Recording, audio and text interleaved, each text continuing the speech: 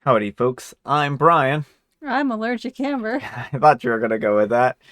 And here's some Reddit. We'll tell you all about poor Amber's trials here at the end of the video. All right, folks. Our first letter is titled, Am I the jerk for kicking out my mother-in-law for forcing my child to eat the one thing she dislikes? My husband and I have a daughter, a 10-year-old female, and she hates mushrooms. The taste, the texture, the smell of them, she just cannot stand them. She's not a picky eater by any means, but she just does not like mushrooms. My mother-in-law lives with us and helps us by watching my daughter when she gets home from school. She makes dinner the nights that we are working late for our daughter. As mother-in-law loves to cook, she assured us that it would be no trouble at all for her to make our daughter dinner most nights. My husband and I both work in the medical field, so we have crazy and unpredictable schedules and are not home most nights to make dinner. Well, last night my husband and I both had the night off from work and we were making dinner together. Mother-in-law went out for dinner with some friends. Susie came to us crying, saying how she is sick and tired of being starved most nights, and if we can please make her dinners instead of mother-in-law. It's very public knowledge that Susie does not like mushrooms, but for the past few weeks, every single dish that my mother-in-law has made for Susie has had mushrooms in it. Portobello mushrooms, mushroom burgers, mushroom risotto, mushroom pasta. These dishes aren't made when either myself or my husband are around, but when we aren't, that's all that she will serve to Susie to eat. She told us that if she politely refuses to eat any of the dishes, then my mother-in-law will tell her to suit herself, but she's not getting any other food for the rest of the night, and that she has to, quote, outgrow the stupid mushroom hatred. Both my husband and I were extremely upset that our child is going to bed hungry every night due to my mother-in-law only making her dinners with the one ingredient that she will not eat. When mother-in-law got home, we confronted her about this, and she started going off on us, saying that Susie needs to grow up and get over the stupid hatred of mushrooms. I told her that she is essentially starving her granddaughter. She disregarded this and said it's tough love. Then she proceeded to call me a bad mother for prioritizing my career over my child and helping her get over this dislike towards a vegetable. I told her to get out of my house because she is not disrespecting me like that. She ended up leaving, but had some nasty things to say to me on the way out. My husband is 100% on my side here, and he feels that his mother is out of line. We've been getting non-stop messages from my two sister-in-laws and my mother-in-law calling us every name in the book for kicking her out, and that my daughter needs to get over herself. Am I the jerk? All right, folks, what do you think? Jerk or not the jerk? Absolutely not the jerk. Your mother-in-law was starving your child. Yeah, Like, it sounds like this hasn't been going on for that long. right. Well, and she knows what she's doing is wrong. That's why she only does it when you're out. Yeah, And it's really, really awful that, everyone has foods they don't like. Some people have foods they simply cannot tolerate. yeah. People have foods that they don't prefer. And it sounds like your daughter is in the category of, mushrooms are just, I cannot with them. Yeah, and I know mushrooms are hit or miss for some people, Mm-hmm. right? Some people really love mushrooms, some people really, really hate them. Yeah. And that's fine, right? There are plenty of different foods. And it's really unfortunate that it took OP this long to figure out what was going on. But when you have someone who's living in your home and basically violates your trust and you don't know it, and the daughter may have thought that this was like a 1 or 2 time thing, but it sounds like this has been going on for like a few weeks. She may not Right. have wanted to get her grandmother in trouble. Yeah, or she may not have known that her parents would take her side or something. Mm-hmm. Mother-in-law may have just said, "Oh, well, this is what we do from now on," or something. Yeah. So it could just be any number of things. Mother-in-law could have even have talked to the daughter and said, "Oh yeah, your parents know about this."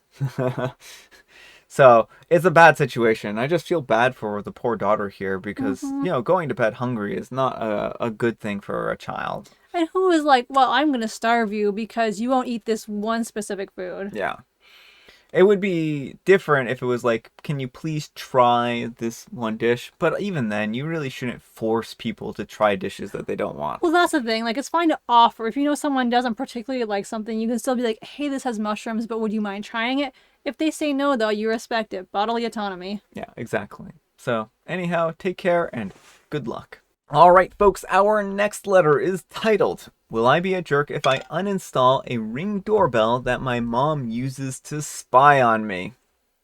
No? So I just recently moved back to my home state after moving out at 18.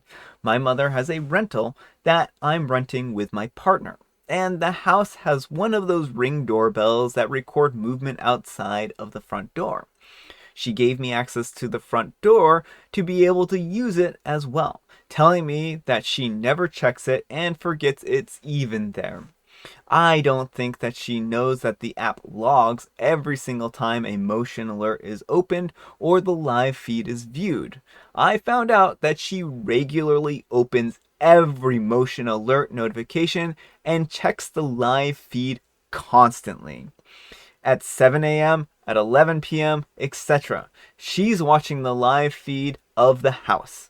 I didn't really like that, and I felt that it was kind of an invasion of privacy, so I removed the device from the app so it was no longer accessible. I just recently found out that she created a new account and installed the device on that account that I don't have access to. I understand that this is her home, so I'm not sure if I would be in the right if I were to bring this up to her or if I could just flat out uninstall it. But it makes me uncomfortable. I'm not sure if she's trying to hear conversations or catch me doing something that she wouldn't agree with, or if she's just being nosy. Keep in mind that my mom has been incredibly controlling my entire life, hence me moving across the country when I was 18. Bringing this up with her will result in a huge fight.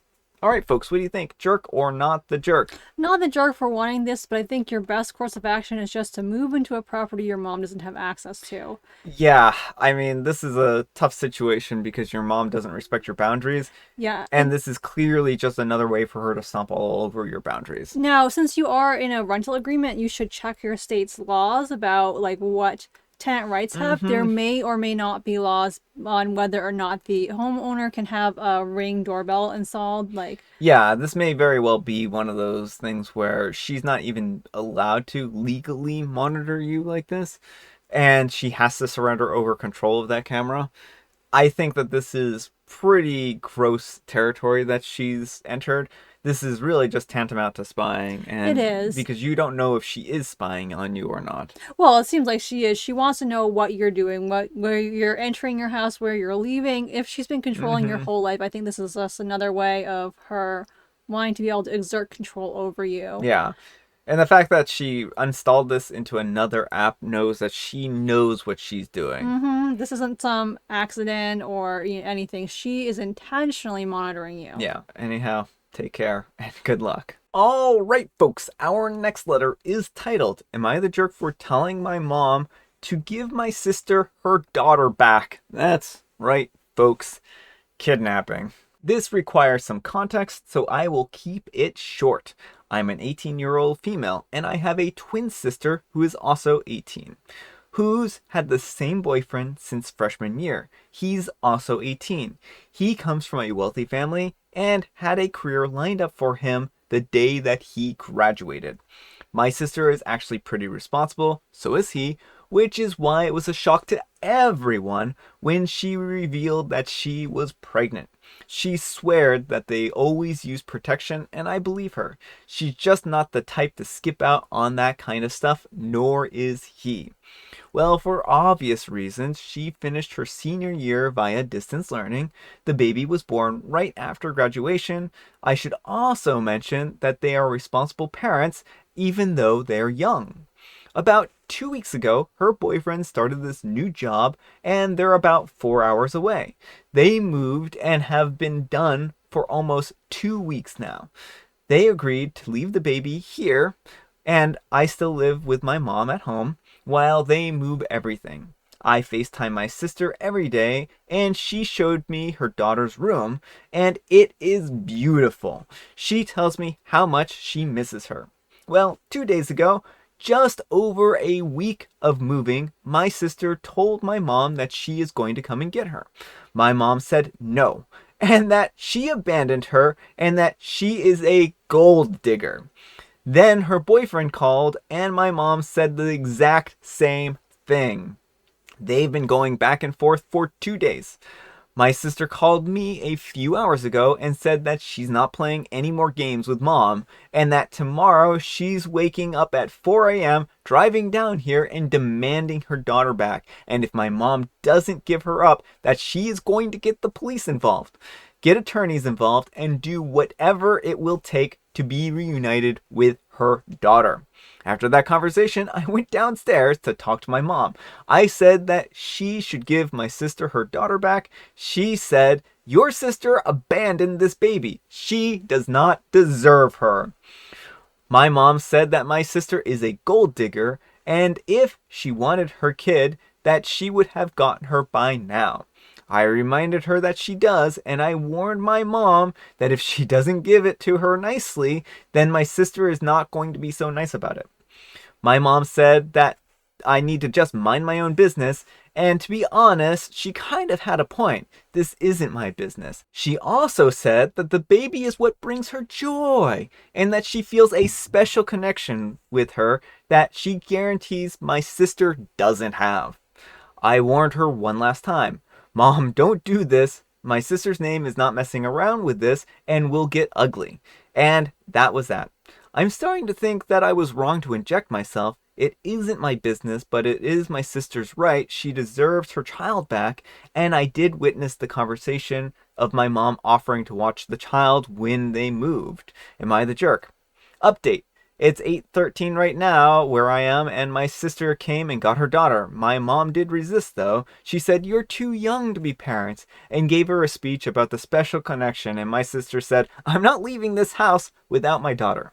Sister threatened to call the police, and then mom walked outside to call her friend or something, and my sister just went upstairs into my mom's room, picked up her daughter, and ran out. She's gone now, but I'm meeting her for breakfast soon while she's in town. Mom is crying and saying that my daughter is heartless and that she is too young to be a mom. And that's all. I just wanted you to all know that my niece is safely reunited with her mother and soon her father as well. All right, folks, what do you think? Jerk or not the jerk? Not the jerk. And this is the type of situation where it's important to inject yourself. Your mother was trying to steal your sister's daughter. Can you imagine the audacity to be like, "I'm going to kidnap your daughter, and you aren't going to do anything about it"? Well, there's some, I mean, I've seen enough Lifetime movies, so you know, but some people in the comments are saying that potentially mom sabotaged the birth control so she could have a grandbaby to then inherit. Yeah, that makes a lot of sense, right?